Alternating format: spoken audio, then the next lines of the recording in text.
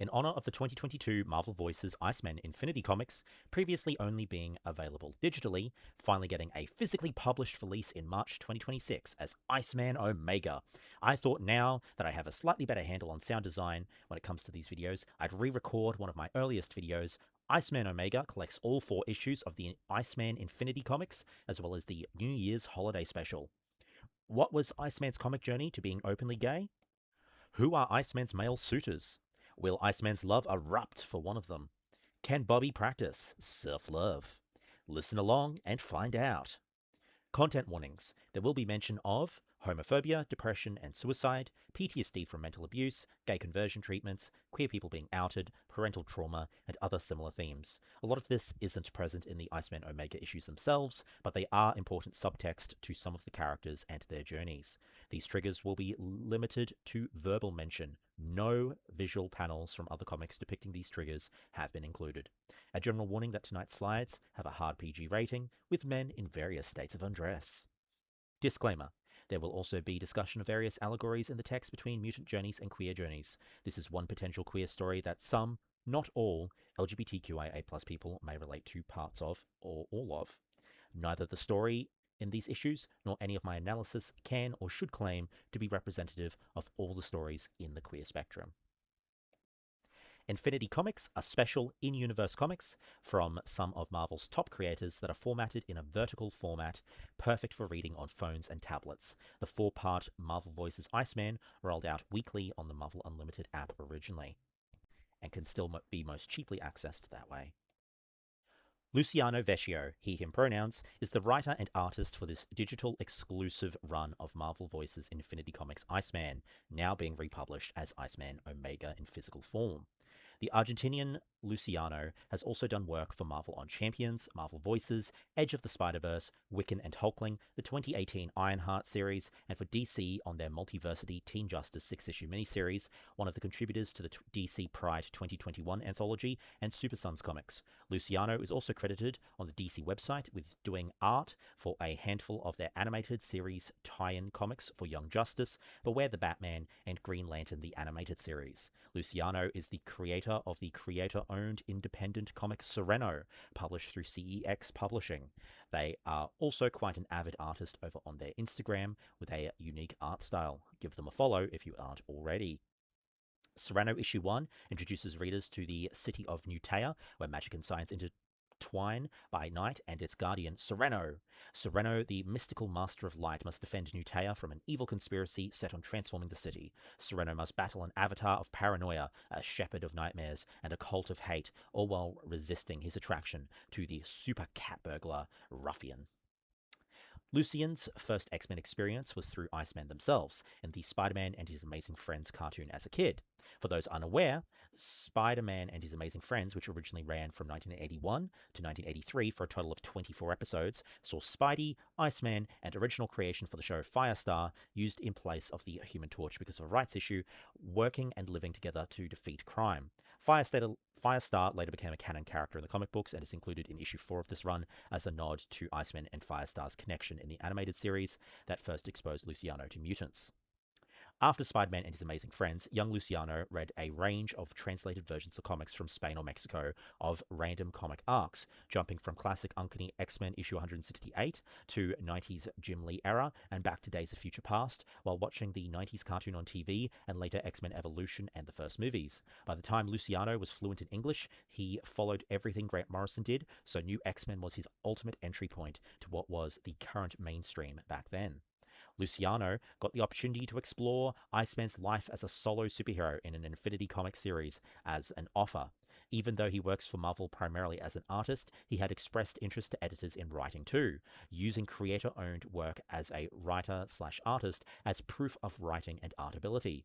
Luciano's first Marvel writing credits were in Marvel Voices Issue 1 and Marvel Voices Pride number 1, in short stories about LGBT+ representation in the Marvel Universe and in the superhero genre, which is Luciano's favorite field to work in. And to be honest, when his editor on Iceman, Sarah Bronstad, offered him the chance to write and draw an actual miniseries, it took Luciano by surprise, and he almost said no out of insecurity. He shook off the insecurities and started working full gear on a pitch that became the story that you see now. In regards to getting to write a queer-centric story for Iceman, Luciano is quoted saying, "This is who the character is, and the queerness is an integral part of his life, relations, and worldview. It's just there, everywhere, even if the story explores other themes. It affects all aspects of social life, his love life, friendships, family, his role in society as a public figure, and even with the villains he crosses paths with, as it happens to us in real life. This is a comic that might touch deep issues, but most of all, it intends to be a fun and enjoyable read, where queer people get to be the lead," Luciano said in that interview. "And while it doesn't try by far to represent the whole LGBTQ plus spectrum, it is a comic honest to Iceman as a character and to me as a creator, and I hope that will make it accessible and enjoyable for any reader, regardless of identification." In an interview, when asked where Luciano drew inspiration from for Iceman's new look, seen in these issues, Luciano said, "I wanted to encapsulate iconic elements from across his history, and I admit I'm not a fan of making him spiky, so I focused on what else defines him visually. I started with the basic silhouette with boots to anchor to his first appearance. The full body suits of the young Iceman in all new X-Men are some of my favorites he's worn, so I wanted that costume format, but keeping it full white so the visual doesn't change too much when being frosted up or not. The X's around the ankles came from the all-new X-Men costume too, but adapting it to the current typography and X brand led to playing with the X and I shapes as blue highlights here and there, and combining them to create an ice logo. And of course, I'd give him the facial hair and icy scruff we were promised for so long, as soon as I got the chance." Since this series, Luciano Vecchio has worked extensively as a variant cover artist, getting to do series of variant covers for Jed MacKay's X-Men run, Jed MacKay's Avengers run, and Gail Simone's Uncanny X-Men run. Luciano has also done variant covers for the Red Band Jessica Jones Alias comic and Eve Ewing's Exceptional X-Men series, among others. Vecchio has also been in-book pencilist for 2024's Venom War Venomous miniseries, the 2024 Resurrection of Magneto series, select issues of the digital Avengers Unlimited Infinity comics, and from issue 18 has been the main in-book penciler for Gail Simone's Uncanny X-Men series. Iceman's journey so far. Created by writer Stan Lee and artist and co-plotter Jack Kirby, Iceman, aka Robert Louis Bobby Drake, first appeared in The X-Men Issue 1 in September 1963 as a founding member of the X-Men. Bobby was the youngest member of the original X-Men lineup, consisting of himself, Cyclops, Jean Grey, Angel, and the Beast, all under the tutelage and leadership of Professor X. Everybody except for Professor X wore similar yellow, blue, and black outfits, with small modifications made to outfits to accommodate the various powers and genders. In those early issues, Iceman is unable to cover his body in ice, instead covering himself in a mushy white layer of snow from head to toe, with only his yellow boots visible from his outfit. Iceman was originally conceived by Stan Lee as a copy of the Human Torch, a jokey, comedic character the other team members didn't take overly seriously, but had a heart of gold, except with the opposite element for his power. Bobby was often self-conscious about how much younger he was than the rest of the original lineup. Also, because of his age, it meant that he wasn't fawning over Jean the way that the other three male characters were at the start of that book. And whilst that can be attributed to youth, retrospectively, that can also be potentially retconned to Bobby's potential sexual alignment. Bobby's abilities are to manipulate ice and cold by freezing water vapor around him. This allows him to freeze objects as well as cover his body with ice. Born in Long Island, New York, Bobby's powers first manifested on a date with a girl called Judy Harmon, and a bully accosts them. Encasing the bully in snow, the local townspeople, hearing of the incident, form an angry mob, with the local sheriff putting Bobby in jail for his own protection. Professor X and Cyclops, after a discussion with Bobby and his parents, take him to Xavier's school for gifted youngsters. After quitting the X-Men in X-Men issue 94 in 1975, Iceman and Angel next joined the Champions from 1975 to 1978. Originally conceived as a Heroes on the Highway action series, an editorial requirement that the team must have a woman, a strong man, and at least one character with their own series, saw the series concept morph into a team book with Black Widow, Hercules, and Ghost Rider added to the roster. The Champions was a book riddled with production issues, frequently missing deadlines, causing erratic publication of 17 issues over 3 years, during which time 12 different writer-penciler and inker combos were cycled between. Sales of the book were low, and the book became a place for industry newcomers to wet their teeth. A common criticism of the Champions was that the team lacked any sort of theme or reason for the members to continue working together. Loose plot threads left by the last issue were wrapped up in Peter Parker, the Spectacular Spider-Man, issues 17 and 18, released in mid-1978, in which the Champions disband. The Champions book that Marvel starts publishing in 2016 with Ms. Marvel, Amadeus chose Hulk, and Cyclops had no connection to this 1970s team. After the Champions disbanded, Bobby Drake then retired from life as a superhero to earn a college degree in accounting, until dragged back to the world of superheroing as part of the New Defenders from 1983 to 1986. After Doctor Strange, the Silver Surfer, the Hulk, and Namor, the main members of the Defenders, all left, it was up to Valkyrie, the only remaining member, along with newcomer the Beast, to rebuild the team, recruiting Iceman, Angel, Moondragon, Cloud, Hellcat, and Gargoyle. After that New Defenders team eventually disbanded, Drake embarks on his career as an accountant. The original X-Men, including Iceman, reunited to form the superhero team X-Factor, unrelated to the singing competition show, OBS. They disassociate from the X-Men, as Professor X has placed Magneto as the X-Men's leader, while Xavier runs around space with his intergalactic alien queen girlfriend. This iteration of X-Factor advertised themselves as mutant hunters for hire, headquartered in downtown New York City, posing as normal, non-superpowered humans to their clients. The mutants that X-Factor capture are secretly trained to control their powers and reintegrate into society. This run of comics is famous for debuting Apocalypse, resurrecting Jean Grey from the dead for the first time, sending Cyclops' son, Nathan Summers, to the future to have access to tech that will help battle a techno-organic virus infection the baby is infected with, eventually becoming Cable, and for the leather-intensive event Inferno. During his time with the X-Factor team, Loki captures Bobby, hoping to use Bobby to gain control over the Frost Giants in Thor Volume 1, Issue 377. Loki enhances Bobby's powers and then extracts them to restore the size of the Frost Giants. Iceman is rescued by Thor, but Loki's tampering increases Bobby's powers to such an extent that he begins to lose control of his abilities and wears a power-dampening belt which actually helps him control his abilities better. Once only able to sheath his own body in a protective coating of ice, Bobby finds he can encase the entirety of the Empire State Building. With time, Bobby gains sufficient control over his augmented powers and is able to stop using the inhibitor belt. Believing he has achieved his full potential, Bobby does not attempt to develop his powers further until Bobby, by then back with the X-Men, has a run-in with Mikhail Rasputin, Colossus's brother. Bobby discovered that his potential was still far from being reached as he converted his body into ice, not just covered by it. By turning his entire body to ice instead of just wearing an icy exterior, Bobby now was capable of using his power in new, aggressive ways, adding spikes and padding to his ice structure. In the Uncanny X-Men issue 314, Emma Frost possesses Bobby's mind and uses Bobby's powers in ways Bobby never had, including freezing an entire river and traveling through the water. In a later battle with a being called Onslaught, Iceman's chest was shattered in his ice form, making it impossible to change back to human form. Bobby confronted Emma Frost and demanded to know what she did to his powers in his body and how to save himself. She refused to help since she knew that Bobby would have to do it himself telepathically, showing him his insecurities. Confronting a manifestation of an ex-girlfriend and his bigoted, mutant-hating father in her simulation, Iceman realized that Emma was right and managed to transform back to his human body with his chest fully intact. During a comic book arc where teenage versions of the 5 original student members of the X-Men are time-traveled forward to the present day, around 2013, because the Beast believes the older versions of the 5 characters have drifted too far from their younger moral centers, the younger version of Iceman is outed as gay by the younger time-displaced Jean Grey. The younger, time-displaced Iceman confronts his older self, asking him why he has been presenting as straight for most of his adult life. The older Bobby breaks down and admits that he has known he was gay for a long time, but forcibly repressed that part of himself, fearful of how others would react. He further acknowledges that he was scared to reveal his true self to the world due to already facing prejudice for being a mutant and not wanting to receive hatred for another part of himself. After a training session with his younger self, Bobby sees the time-displaced Iceman head out for a date with his boyfriend Romeo, while he tries to set up an online dating profile to meet guys. He receives a text from his mother stating that his father has had a heart attack, so Bobby rushes to the hospital only to be chastised by his father for missing family events due to his commitments as a superhero.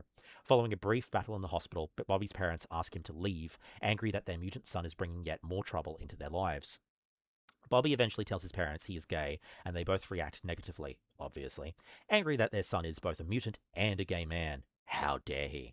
They chastise him for letting everyone else find out before them and try to convince him that he is straight due to having been with women in the past. After his father reads a draft of a coming out letter, the two begin to reconcile. Both the younger Bobby and the older Bobby arrive at the restaurant. Their parents see the younger Bobby as a chance to raise a new son in a way that suits them, but the time-displaced Iceman refuses, saying that he is still gay and wants to live life on his own terms before they both storm out. Both Bobbies, that is. The time-displaced original X-Men story resolves with the present-day Jean Grey mind-locking the time-displaced younger original X-Men's memories, in the process putting the younger version of Bobby back into the closet when he returned to his original timeline alongside the other X-Men. In the present day, the current version's memories have been unlocked and now retains both sets of memories and remains an out gay man. Bobby finally confronts Jean for the actions of her younger self when she outed him and how much that robbed him of his power to decide the moment he got to choose to face that part of himself. Bobby explains that going forward, he is going to live life on his terms and that nobody is going to decide for him. In terms of publication history, Iceman was featured in two self-titled limited comic book miniseries, one in 1984 to 1985, written by J.M. DeMatteis, and another in the 2000s by Andy Lanning and Dan Abnett, with art by Carl Kerschel. In 2017, Iceman received his first ongoing solo series, written by Sina Grace, which focused on the adult Bobby Drake coming to terms with life as an out gay man, his Omega-level superpowers, his legacy as a hero, and fighting supervillains, which was cancelled in 2018. Marvel later reversed the decision and announced that a new book written by original writer Sina Grace as a part of their Fresh Start initiative was then released in 2019. For a long time, being gay has been seen as an obvious allegory to that of being a mutant, as displayed during Iceman's coming out scene in X2, X-Men United, portrayed by Shawn Ashmore, which shared many of the similarities to many real-world LGBTQIA+ coming outs that boiled down to, in a worst-case scenario, you're born that way, you'll face bullying and discrimination for it, and those who claim to be your friends and family may turn their backs on you because of it. Obviously, the allegory has gotten more nuanced as time's progressed, and social attitudes are slowly shifting in parts of Western culture. Now, what on earth is Krakoa and everything that's happened to X-Men and mutants as a result of it? I'm going to try and super simplify this because it's a really dense and complicated, but also really good and well told story started in Jonathan Hickman's House of X and Powers of X comic series.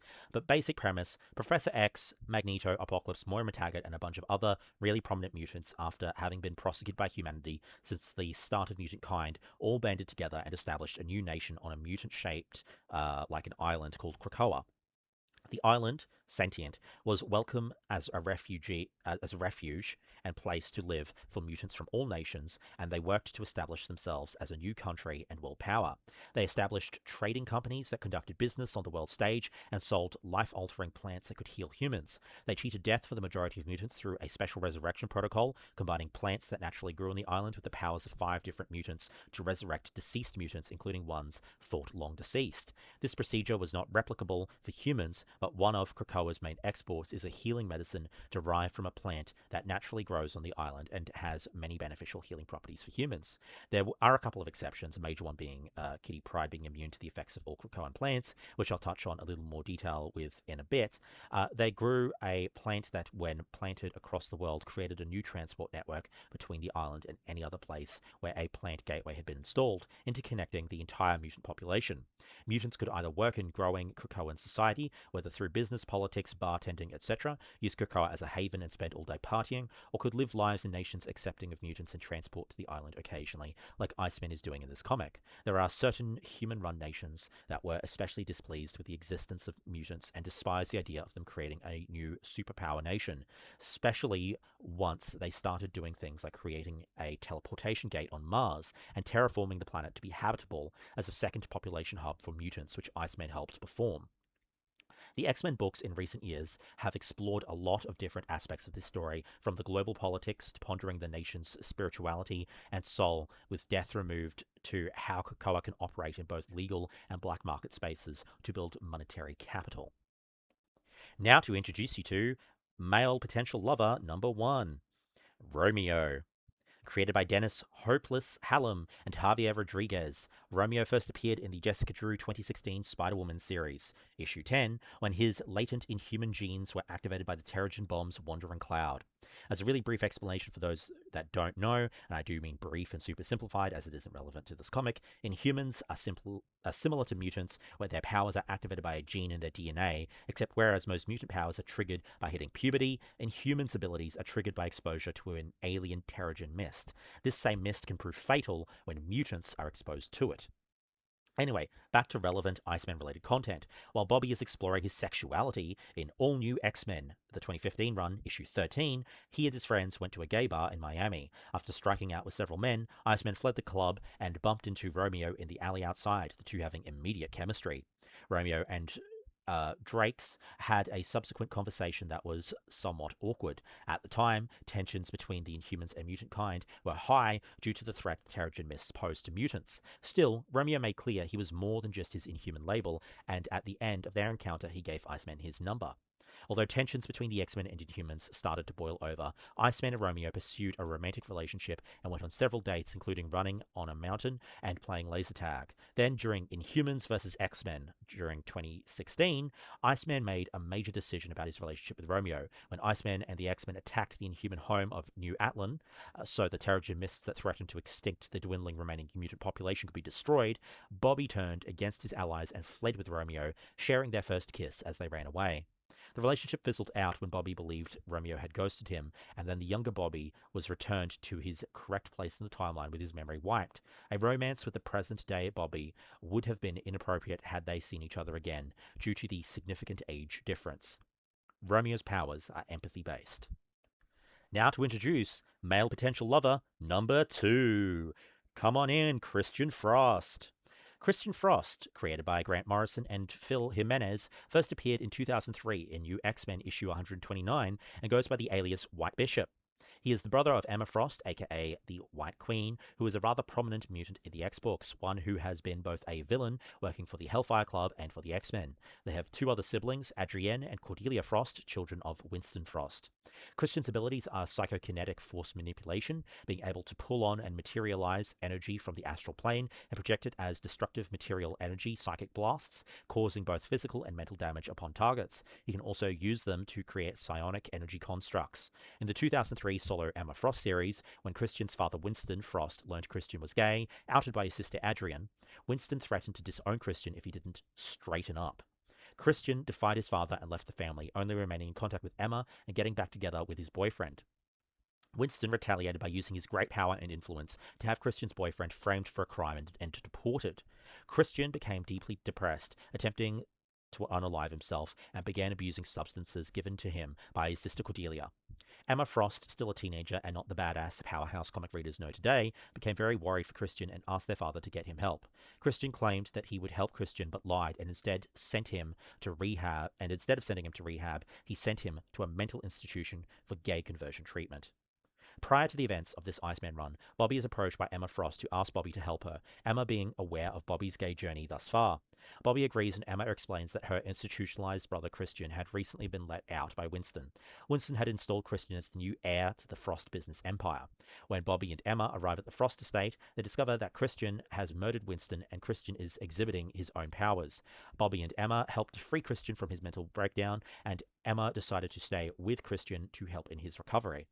Then the new mutant nation of Krakoa is created, and as part of that, Emma's old mutant social club, of which Inner Circle members were given the designation of chess pieces as aliases, was reformed as the Hellfire Trading Company to oversee international trade relations and black market trade, with Emma reinstated as the White Queen, making Christian her White Bishop.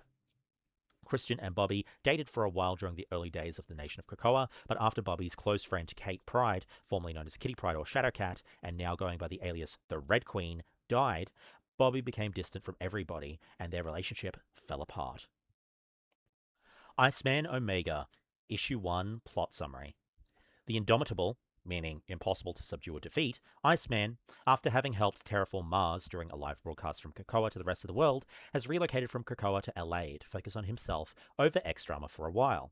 Iceman takes down some lava men and fights Purifier, the ultimate Inquisitor, who escapes in the chaos of unleashing a second wave of lava men. After being thanked with a kiss by a civilian he saves, he goes to the Green Lagoon, the local bar on Krakoa, with two other gay mutants, Julio Richter, aka Richter, created in 1987 by Walt and Louise Simonson, who has the ability to generate and manipulate seismic energies and has been on 6 different X teams, although never the main X-Men team, and in recent comics has also become a druid, and Jean-Paul Boubier, aka Northstar, a non-identical French-Canadian twin flying speedster who was the first ever openly gay Marvel character that was a superhero, coming out in Alpha Flight in 1992 during the 106th issue of that run. Alpha Flight was the Canadian version of the X-Men, made up of an assortment of mutant and non-mutant members. Northstar was also part of Marvel Comics' first same-sex wedding to be published, tying the knot with his human partner, Kyle Janadu, in Astonishing X-Men issue 51 in 2012. Northstar congratulates Iceman with a poignant piece of dialogue. Most of us needed to get away at some point to experiment far from the watchful eyes of the people we grew up with. To which Iceman replies, and away from the personas we created to pretend around them. It's established that things with Christian Frost fizzled prior to the start of this comic. Romeo is believed to have ghosted Iceman and is believed to still be a kid running around this era, to Bobby's best knowledge, and Judah, a human Iceman dated and the first man Bobby ever danced with, isn't in the picture anymore. A quick catch-up with Firestar reveals that Bobby's parents aren't fans of Krakoa and the rise of the mutant nation, so Bobby and his parents' relationship is back to a distant passive-aggressive guilt trip. Firestar and Iceman team up to provide some disaster relief to a flooded building. After his ice sled cracks, Bobby is pulled out of the water by an aged-up version of Romeo, revealed to be the empath on emotional regulation duty. Iceman Omega, Issue 2. Bobby and Romeo reunite, both in terms of catching each other up on their lives and in the fornicating sense. Their reunion is heated and passionate, a stream of discarded clothes littering the apartment like lights on a runway, beckoning the reader to follow the two men into bed.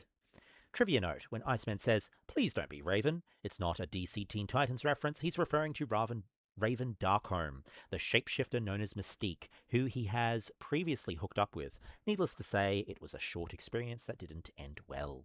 Additional trivia note, when Romeo mentions mutants are doing the cocoon thing now, for mutants it's referring to the egg sac thing that mutants come out of as part of their death resurrection protocol on Krakoa. And for Inhumans, when initially exposed to Terrigen Mist, they are normally encased in a cocoon prior as they transform into being an Inhuman. Romeo explains he got aged 10 years by spending a decade in a parallel dimension while barely any time passed here, as part of a Royal Inhuman diplomatic mission that went awry. Bobby explains the events of the younger version of Bobby going back in time, willingly erasing his memory, personal growth, his gay truth, and happiness to preserve the timeline, which Romeo wouldn't have known about. Bobby is approached by a younger, non-mutant, aspiring superhero, as they go out for ice cream, called Julian Quintero, whose cousin is the superhero Reptile, and whose sister is in training at the Strange Academy, and tells him how much it means to have an openly gay superhero like him representing the LGBTQIA+ community. A giant moth kaiju called Nothra attacks LA. Bobby makes a Tale to Astonish reference, which is the title of an old Marvel anthology comic. Romeo uses his empathy powers to get the Nothra to follow Bobby to the ocean, where Bobby has a larger mass of water to work with to create a icy hibernation cocoon to emulate the iceberg that Nothra melted out of prematurely. They contact Sword, think S.H.I.E.L.D. but pointier and more space-based, to clean up the mess. Iceman kisses Romeo, and they agree to have another hangout minus the monster again soon. Bobby speaks at the Climate Action Summit, explaining how he can't provide a permanent fix for climate change, at best bandages. He quotes Spider-Man's great power, great responsibility quote during his speech. He mentions that while mutants will survive a climate catastrophe that humans wouldn't, they'd prefer to share the Earth that mutants, humans, and others live in. Bobby leaves prematurely from his speech after getting a message. He arrives at the hospital, too late to find his father has died. No opportunity for final words, confrontations, or resolutions. Bobby had sent mutant medicine to his dad, who had refused that course of treatment, and his mum tries guilt-tripping him about mutant resurrection not being available to humans.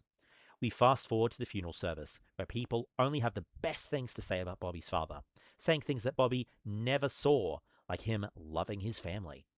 Post-funeral, Bobby calls somebody who has their own contentious relationship with their deceased father, Christian Frost, sliding into what appears to be old habits and bad behavior, slick with sweat between the sheets. When writing the resolution to decades of tension between Bobby and his father, Luciano wanted this series to be an important chapter in Bobby's life, and this is something we all will have to deal with sooner or later.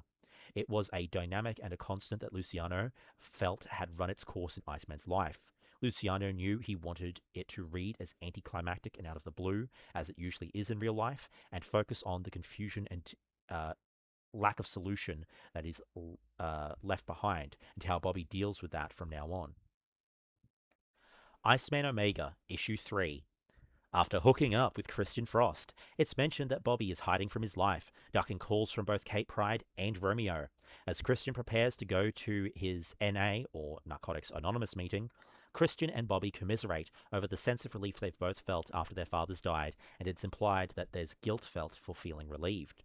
Christian also talks about how he doesn't feel the need to unlock his full potential, whatever that is, as a mutant. Restraint and patience are what he uses to get through each day living with himself, his virtues and his flaws. He tells Bobby that he's not limited ever, that he's enough.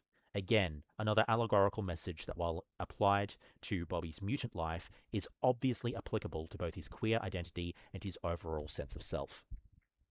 Trivia: Iceman has had multiple costumes that have consisted solely of short shorts and boots in the past. The conversation is interrupted as Damon II accidentally pulls Iceman into a magical summoning circle while trying to summon a ice demon, tricked by dun dun dun Loki. Loki is tied up in the same room and divulges Damon inherited mystical artifacts and vampire spells from the Book of Cagliostro, a book that has appeared in a couple of Doctor Strange issues across the years by the likes of Steve Englehart and Roy Thomas, names you might recognize from the Doctor Strange Eto comic cast done in 2022. The book has been referenced in a number of other media, including the first Doctor Strange film, What If Episode 3, and the Marvel Guardians of the Galaxy video game. Iceman is apprehensive about releasing Loki after their last encounter when Loki used him as a battery, as mentioned earlier regarding Thor issues 377 to 378 and X Factor, the 1986 run, issues 17 through 19. Loki mentions being a different person now, but Iceman can only partially free Loki, unable to break through the final shackles. Panicking, Damon conjures a customized mirage of Jotunheim, with a wild wraith combining Loki's biological father, Lofi, king of the Frost Giants, with Bobby's human father.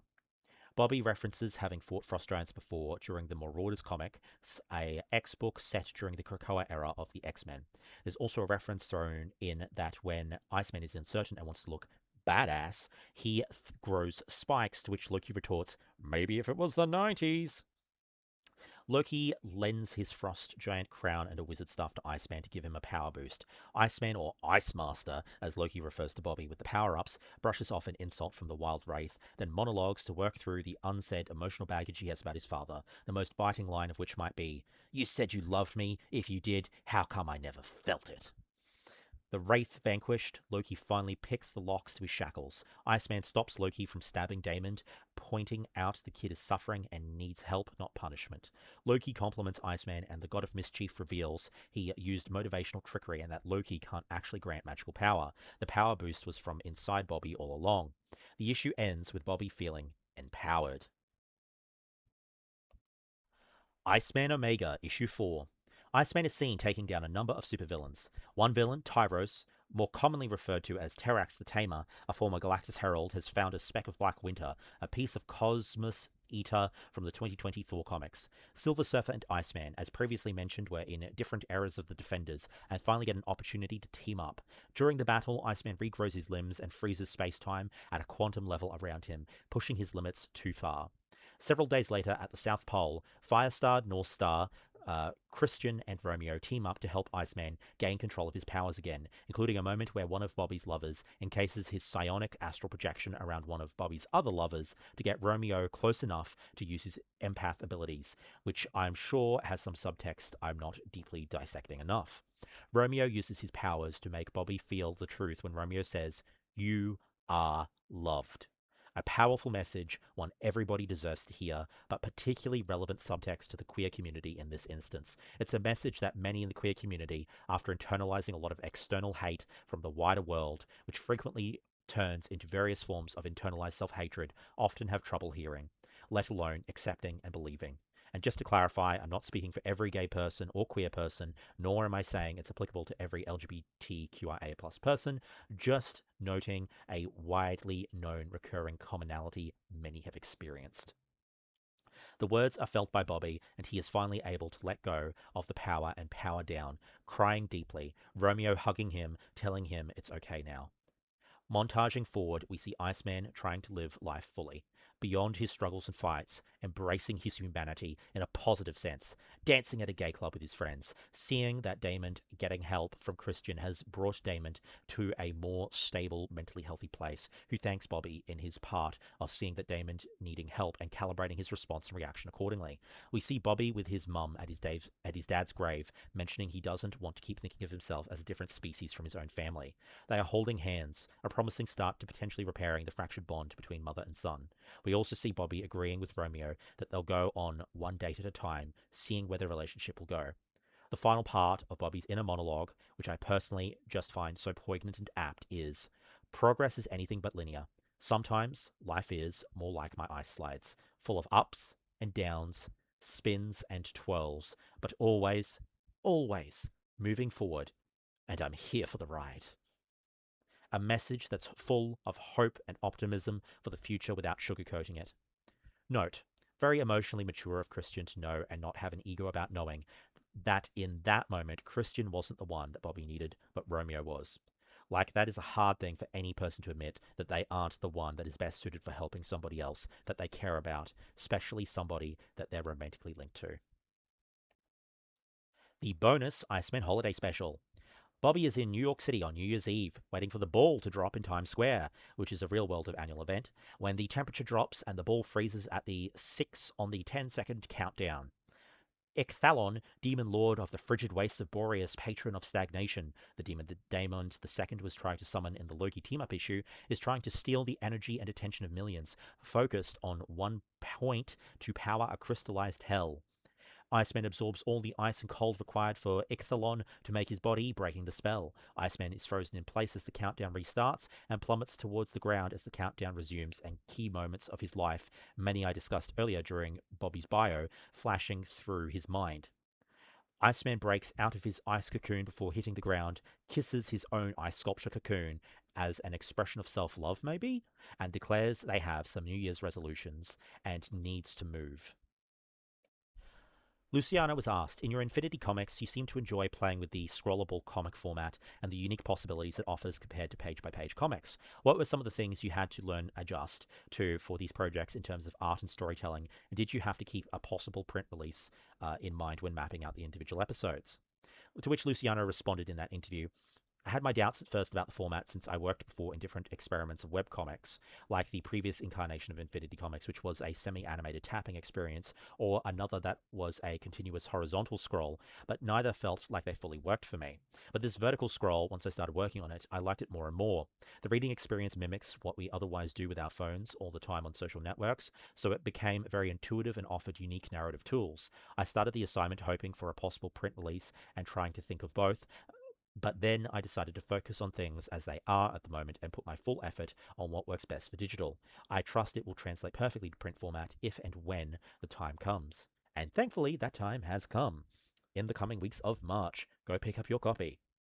When asked, how do you hope readers view Bobby Drake after reading your series, Luciano responded, with love, respect, admiration, and identification. As the full-grown hero and iconic brand, he is on his own. Personal Joshy thoughts. I was very much grateful that we got as much as what we did, but just so thirsty for more content too. I could have read another 100 issues by Luciano Vecchio on art and writing, and the fact that this was basically it is just so frustrating. But I'm also so glad as well that we're finally getting a physical print copy of all of these issues in one printing. For those wanting to read what came next for Iceman's solo adventures, I recommend checking out Astonishing Iceman, the trade paperback of which is available from all good comic stores and are purchasable digitally through Amazon for the Kindle app, which does work on non-Kindle devices, or alternatively, just use the Marvel Unlimited app. Iceman has since become a supporting member of the current Exceptional X-Men series by Eve Ewing. For those wanting to go back and read more of Iceman's coming out journey, I suggest the 2012 to 2017 run of All New X-Men. Be warned, the numbering resets back to issue 1 partway through, followed by X-Men Blue in 2017 to 2018, ending with the 5-part Extermination comic book crossover event published by Marvel Comics in 2018. And if you just want some old school Iceman comics, I suggest the New Defenders comic run. Peter Gillis's writing was better in that run than they were in his Doctor Strange run that was covered in the Doctor Strange comic cast for Eto. So there you have it. Bobby Drake, aka Iceman, chose Romeo to continue dating. I hope you enjoyed your time. Make sure to like and subscribe, and maybe check out some other videos on the channel. Thank you, and farewell.